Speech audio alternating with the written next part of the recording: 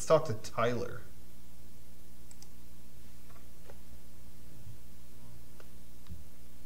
Did you play Knack? No. Oh, okay. Yeah, I didn't either. Okay. What's up? What was his name? Scooter? Tyler. Oh, Tyler. What's up, guys? Hey. Sorry, I had to accept the video, so I'm waiting for it to load. It's all right. In the meantime, did you want to share a Martin Luther King moment, maybe a favorite thing he said, or a poem maybe you wrote about him? Or... Actually, I just wanted to say I really appreciate his influence, his widespreading influence on the youth, and the fact that I was born and raised in the southern United States, and as basically an adult now, I'm not an ignorant asshole. I feel like he had a big part with that, so that's pretty cool. Nice. Yeah. Very nice. I had a video still loading, but I actually had a couple things I wanted to ask you guys. Are you guys either you pretty knowledgeable on Dragon Ball and Dragon Ball Z and stuff like that? I'm not. I am. You are?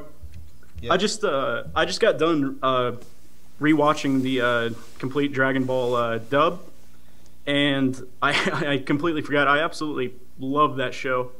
And I was just wondering, what did you think about how when Dragon Ball kind of switched to Dragon Ball Z, as far as the anime goes, how it went from kind of like a really happy-go-lucky, like quirky, funny, feel-good show to like this just real serious, kind of edgy tone? Like, did you have any problems with that, or?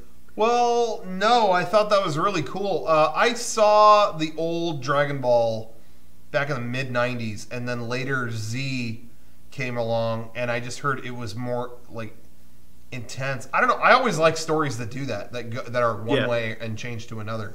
They just kind of mature with the characters. Yeah. See, that's the way I feel. I always I grew up with Dragon Ball Z, and I had watched most of it before I had even heard of Dragon Ball. You know, I didn't even know that it had existed. But then when I started watching Dragon Ball, I was like, wow, this is crazy different. I saw the original Dragon Ball first because I actually heard about. I heard that they were showing reruns of it on some TV station here, and at the same time, I was really into Chrono Trigger, and I read a Nintendo Power article that the artist of Dragon Ball did the designs, and I was like, whoa, that's the same guy, because I loved the artwork in Chrono Trigger. Yeah, and so I checked out the original Dragon Ball. But yeah. Well, I guess while we're on the topic of anime, I was gonna say you guys were talking about Attack on Titan earlier, and how it's the format is kind of like this unraveling mystery, and you just kind of get involved in it through that. I finally had a friend convince me to watch Full Metal Alchemist Brotherhood, and that's the reason I loved that series so much. Just because it unravels, and you're so involved in how it's going to end and everything. And I was wondering, do you know any other animes that kind of follow by that format that you might suggest? Well, I mean, Evangelion was the best for that for me. Yeah. Have you seen that? I have never seen Evangelion. It's one of those things where like I recognize the name, but I have no idea. Like, that's the king of mystery to me. Like really? That's on par with, like I said, whether you like the show Lost or not. I just use that as an example of like that kind of like lingering mystery, like what is really going on here. Yeah. And that draws you in, but never quite gives you the full answer. You just kind of, anyway, Evangelion was king of that. So definitely watch that. All right. Yeah, I've been putting off watching that because, like I said, I don't have anything in my mind like to picture when people say Evangelion and things like that. So I've had no reference. So I'm definitely going to check that out. Yep. Maybe after Attack on Titan. But sweet. Well, one thing I've always wanted to ask is the Sacred Diamondz bit. Yeah. I wanted to know who had the most involvement in writing that most. Actually, specifically your part in that, because I've always thought that was the most genius thing you guys have ever done.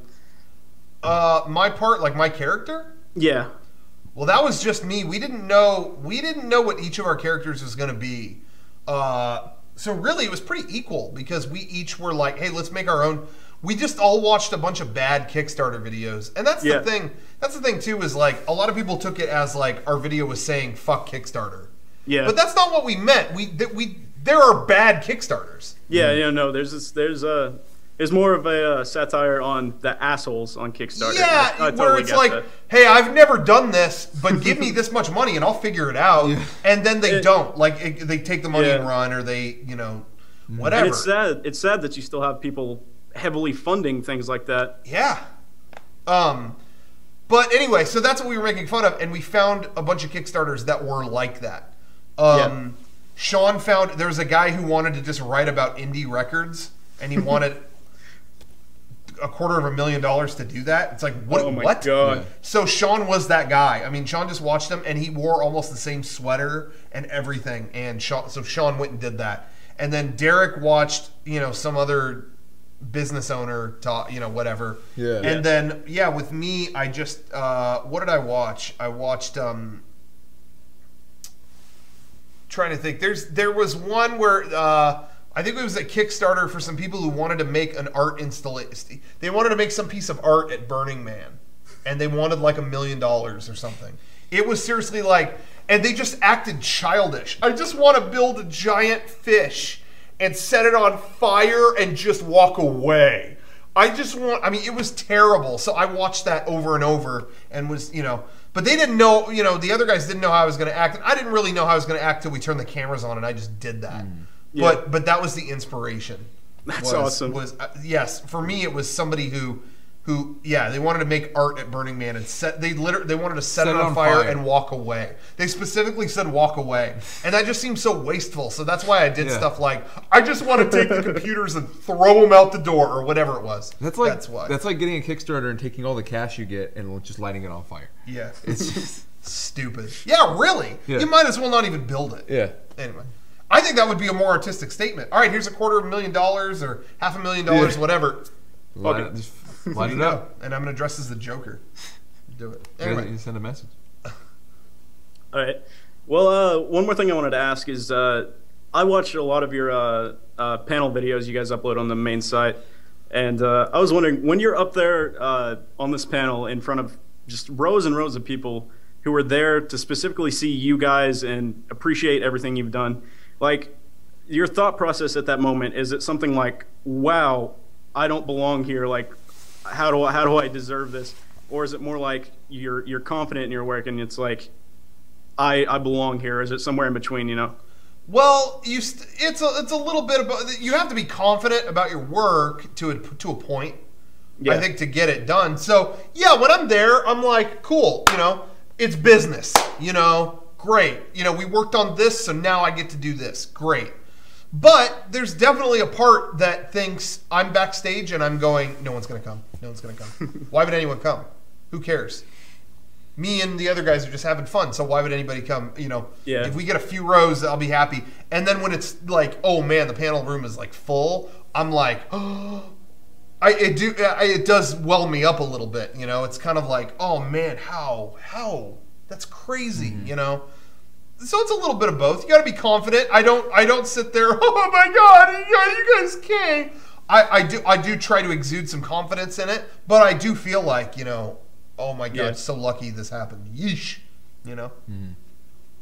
Anyway, that's cool.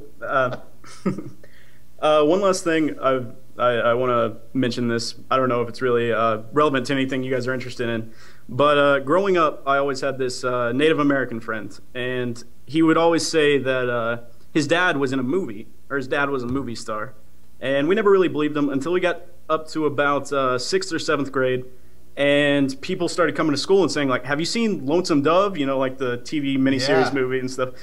They're like, have you seen Lonesome Dove? Have you seen Lonesome Dove? And I still haven't seen it to this day, but they're like, yeah, his dad actually has a speaking role in that. Like, he's an actual character with significance.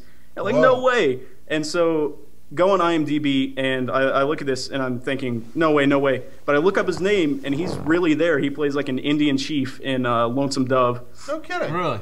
Wow. And but the interesting thing is, while I was on IMDb, he actually has 2 credits. And the other one is for a video game called Katsumi Ninja, and it's for the Atari Jaguar. Have you guys heard about that? No. Okay, so Kasumi Ninja is this complete Mortal Kombat just clone, I guess for the Atari Jaguar, of course. And all it is, it's the same basic format. You know, you have these people, you know, with still images taken of them doing different poses for, you know, different moves and things like that. But they actually have fatalities. And instead of saying finish him, it's some guy saying like show no mercy. And I look up this video of all the fatalities in this game, and I couldn't fucking believe it. But here's this guy who I knew growing up. This guy taught me, you know, Little League baseball for like 3 or 4 years. But he throws this other character to the ground, dressed up in a full like Indian chief outfit, and he throws this guy on the ground, jumps on top of him, takes a tomahawk out of his side, and just scalps this guy. And then he like jumps up in the air and he goes, yeah, or like some cry. I cannot stop laughing every time I watch that video. And I was just wondering if you guys had heard of that game. No, never. But I just thought that would be a cool story to tell. I don't think Martin Luther King would appreciate that title. No, I don't think so either. Well, we best not speak of it again. Anyway, thank you for your call. Yeah. Hey, no problem, guys. Thanks for taking it. Thanks. That was some racial tension going on in that. I don't know if I approve. I don't know if I'm into that.